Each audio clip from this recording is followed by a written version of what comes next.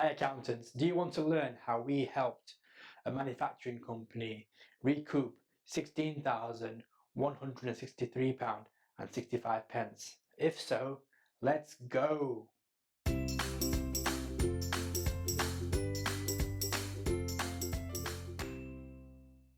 Hi, I'm Tessin and welcome to the R&D Tax Show, where we help accountants, tax advisors and their clients claim R&D tax relief.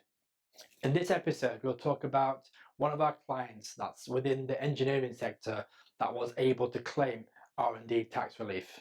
Before we discuss the case study, the figures from 2018 show that 721,940 enterprises within the UK out of 2.67 million fell within the engineering sector. This shows that the engineering sector do make up quite a lot of the R&D tax claims that are submitted to HMRC.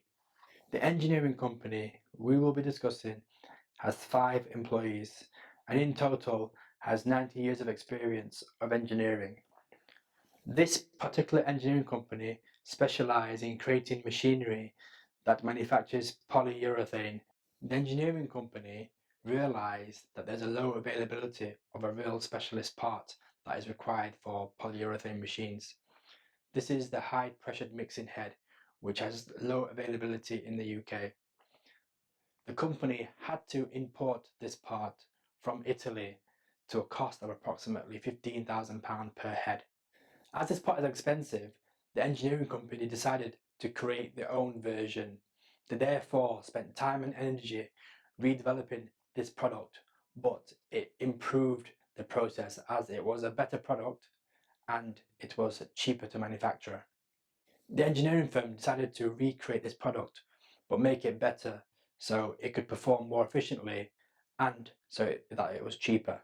The engineers redesigned the product, created it again, and it simplified the method to create it and took out any unnecessary parts or any parts that were easily broken.